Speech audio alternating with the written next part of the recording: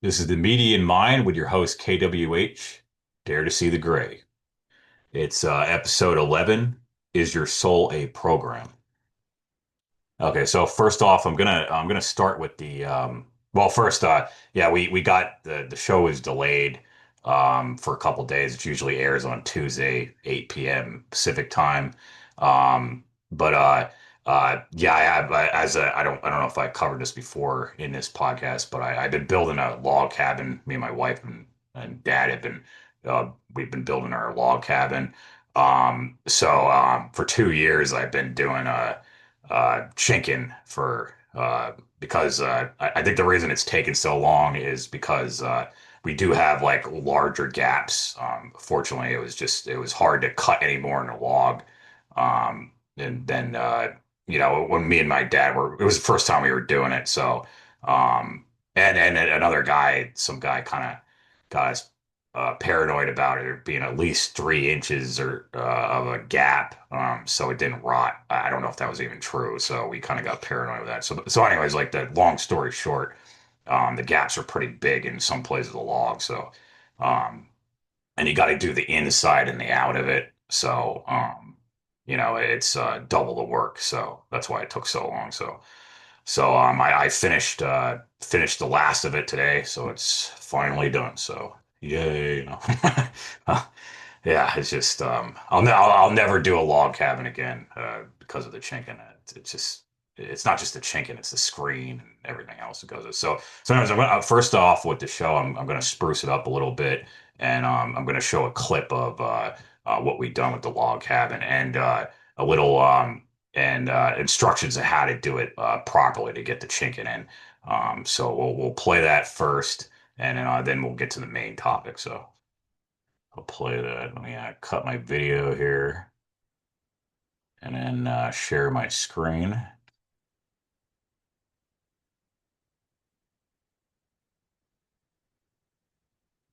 Okay.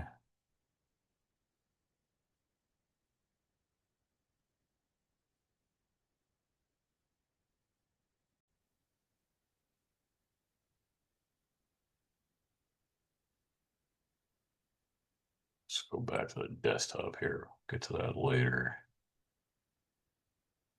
And yeah.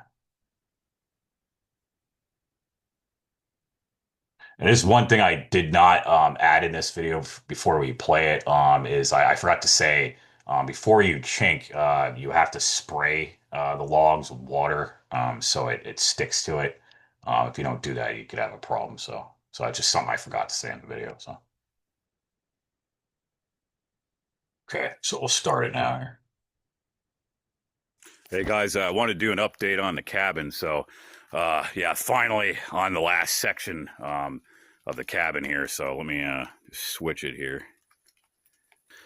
So I'm on like finally the last part. I've been doing this for fucking 2 years. So yeah, you have to screen it, and then you have to, you have to cut the screen, and then you got to screw it, and then you got to mix all the chinking stuff together, and then chink it. And fortunately, I have pretty large gaps, so this is taking a lot longer than I want. So I'm really happy it's done. So yeah, I'll show you guys what we did here.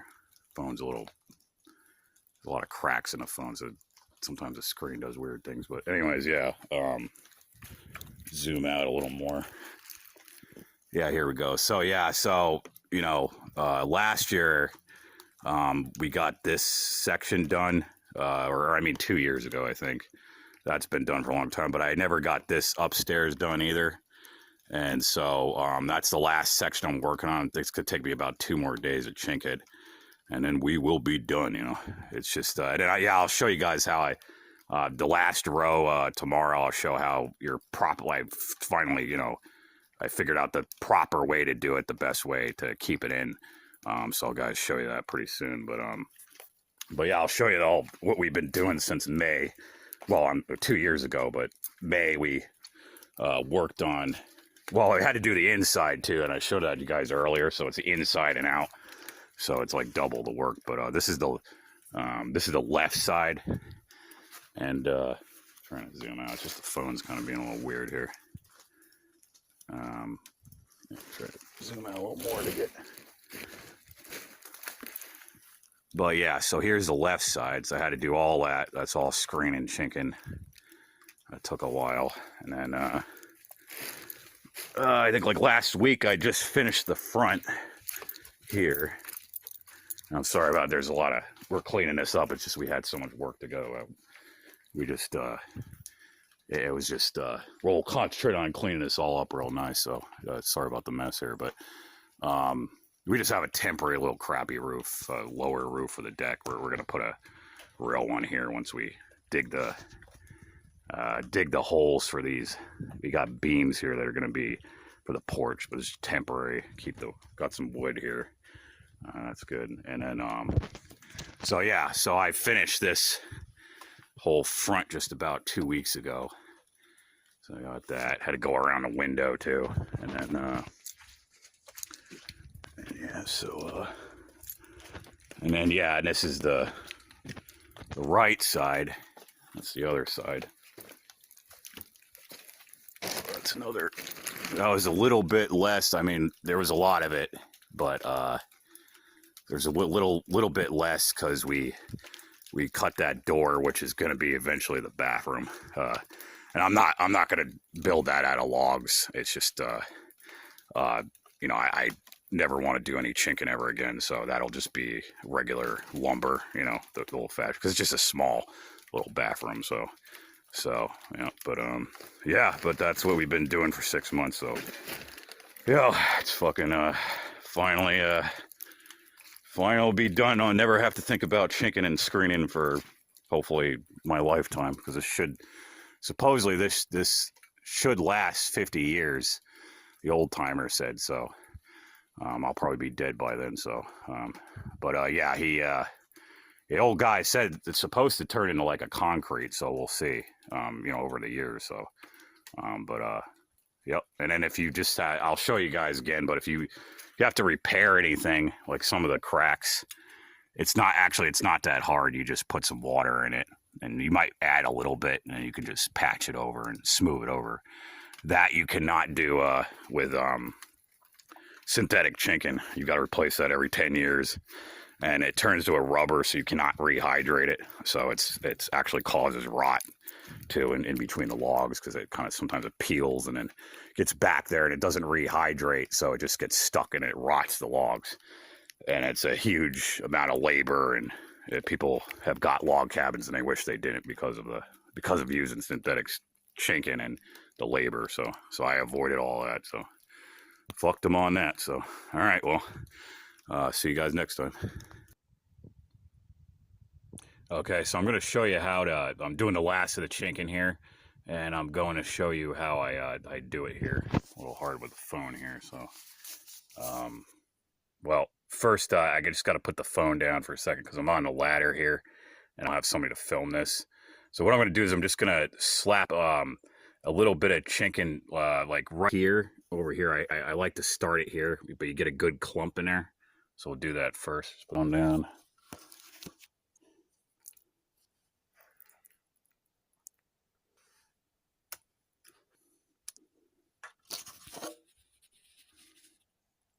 So yeah, you just want to put it kind of towards, not all the way up on the top, but just on the bottom. That's how I do it.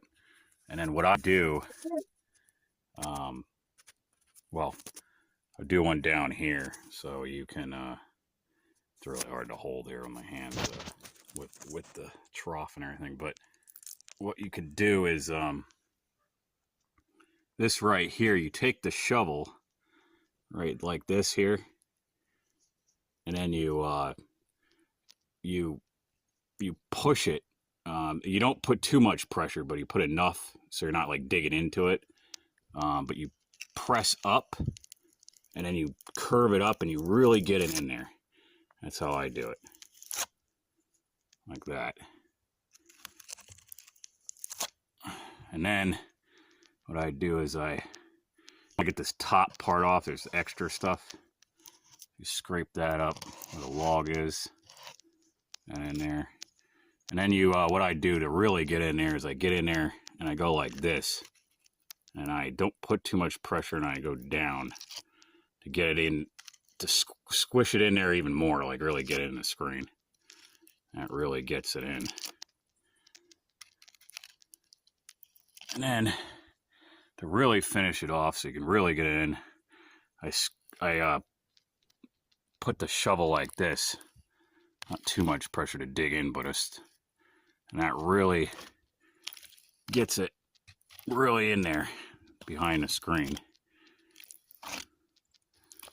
So yeah, you know, when you're doing it, you'll figure it out, but it is crucial. And you don't want too much sticking out either, because the moisture will grab it and it'll start to fall apart.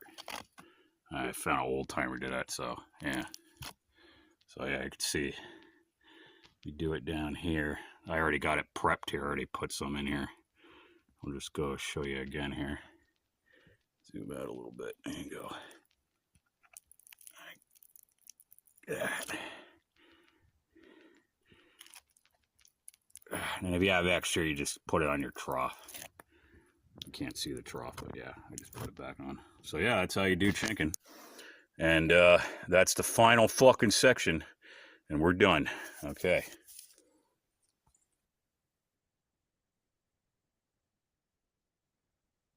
Okay, so yeah, we'll be doing more little videos of the cabin. Eventually I'm gonna be doing a compilation of all the clips that I've had over the 3 years of us building it, and then I'll compile. I'm not sure when that'll happen, but it's just something to kind of the people usually enjoy this kind of stuff. So all right, so yeah, I'll stop that here.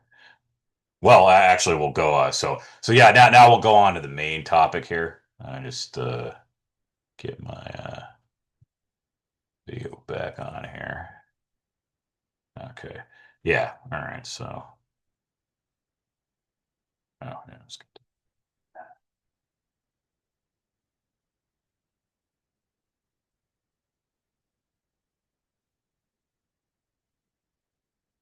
okay. All right. So yeah. So let's get to the main topic here. So yeah. This is actually this kind of it's been uh something that's I've thought about for I don't know several times in my life. And this was before AI was even out. So I asked this question: is your soul a program? Um, to the croc just to see what it said, and it basically said the same thing I thought about. But just it's kind of it's just cool to see what it does, and it'll summarize what it summarizes it pretty well. The way it does a overview of it, so I thought that was interesting. But that's why I use Grok, but I'm not, I'm not one of these people that listen to Grok or any of these AI tools and, like get freaked out, like, that, that I believe it because I know it's programmed by scumbags like Elon Musk and, you know, uh, the other Facebook and Microsoft, and stuff like that. So, they put their own crap in, but it's probably, an age-old question. But for me, like a lot of people too, it's very disturbing. So first, let me just show what the the post I made a couple days ago. So, um, yeah, I've had this a couple times. Sometimes it was, when I was in the influence of, cannabis or something, and I do it. But a lot of times, even when I'm sober, it kind of comes in my head sometimes, and it's a very unpleasant thought, for a lot of people. So, anyways, let me go ahead here. Um, What's more terrifying than being in the Matrix? Your soul also being a program. I asked Grok about this disturbing subject, and this is what it said. I'll tell you, I really don't even like thinking about this because it causes a void of emptiness and a few times panic attacks. It's a horrible feeling. It's so bad that killing yourself won't even stop it. Please don't let it be true. Yeah. So yeah, and I think sometimes when I write on Facebook, I think people think I'm like like actually at that moment right now, like I'm panicking and all that stuff, and I'm not panicking. It was just not right now. It was just like it was just been a couple times in my life that thought has went in my head, um it tries to question if I exist or anything like that, and it just a lot of times I blacked out from it a couple times. It was pretty messed up. So um, just very unsettling um, thought to think of because um, like at least in the Matrix, I'd say that's terrifying enough. Like that your soul is you have a real soul, but around you, like everything physical around you is like a matrix or like a like it's a um basically like a simulation. Um, but Neo was still he was still real himself. He still had a soul and he just so my I was thinking like, well, what if the soul was also a program in the Matrix? Like that's your whole entire soul is a program too. And so I was like, this is so that really horrified me because I could deal with if we were trapped in a simulation or and at least like our souls were real, but we were just kind of trapped in it, and there was hope to escape it. This is actually something I would like to ask David Icke if I ever do interview him on here. I would definitely like to ask him what he you know when he says that he thinks everything's a simulation. um, I want to ask him, does he believe that that's a possibility that our souls could also be a program, and it's just doesn't it doesn't exist, like we don't really actually exist. We think we do, and we're just living in a program. Like if somebody like we play a video game and there's characters in there. Like if they start thinking am I real or I am created or something. It would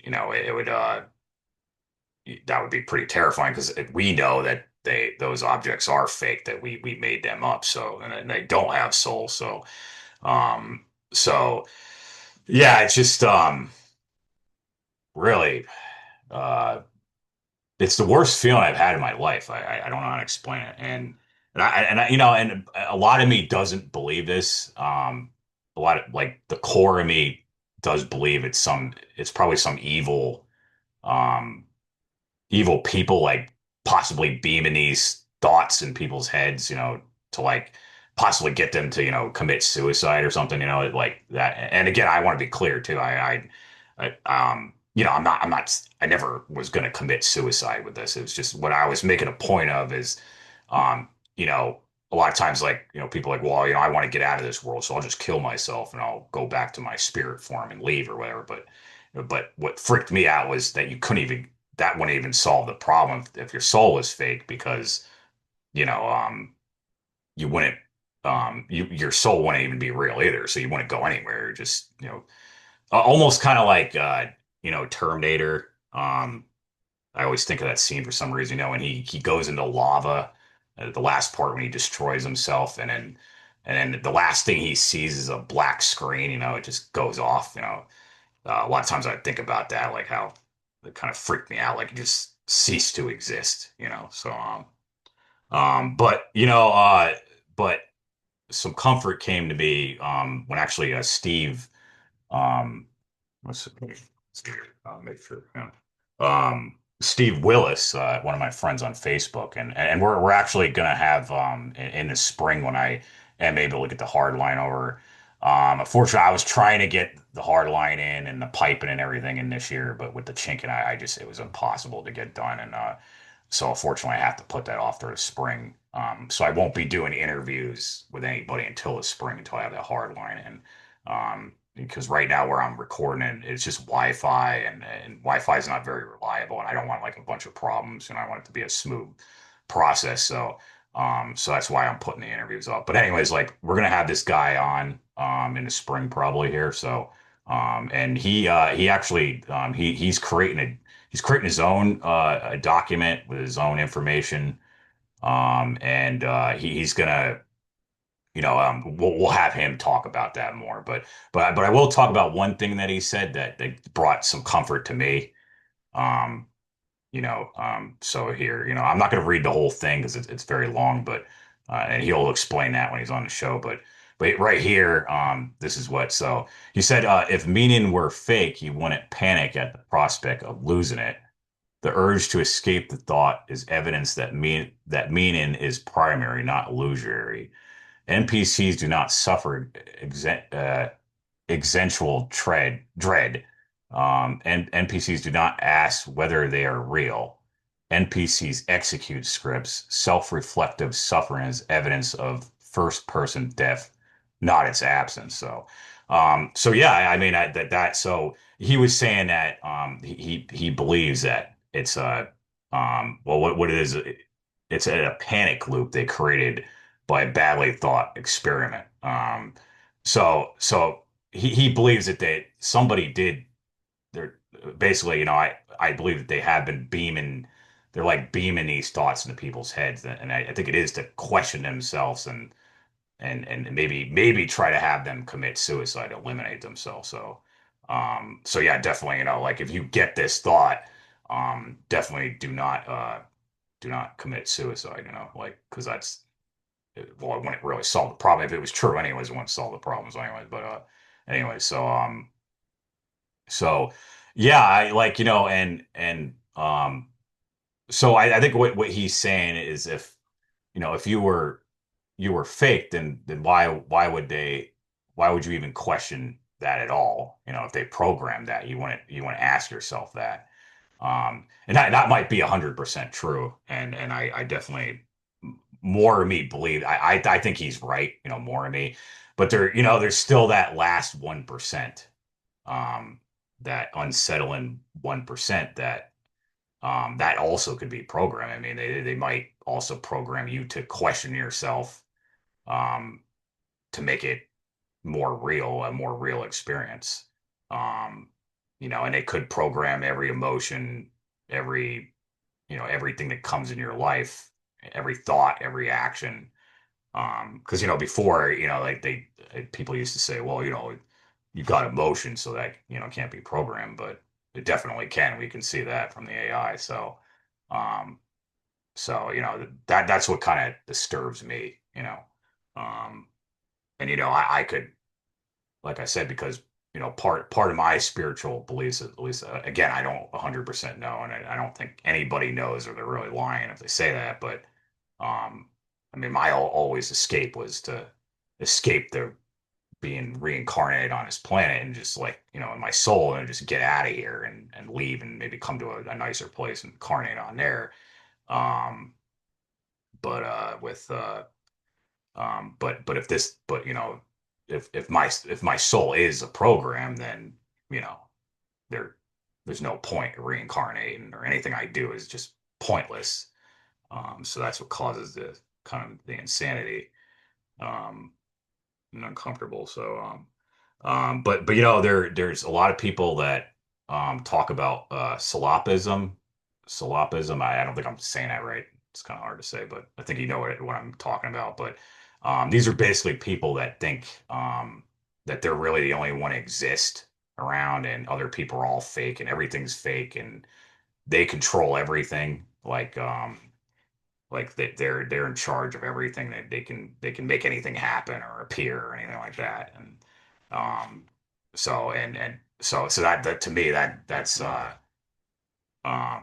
mean, I've thought of that, but I do think that is insane. So I think, and that is a really bad thing.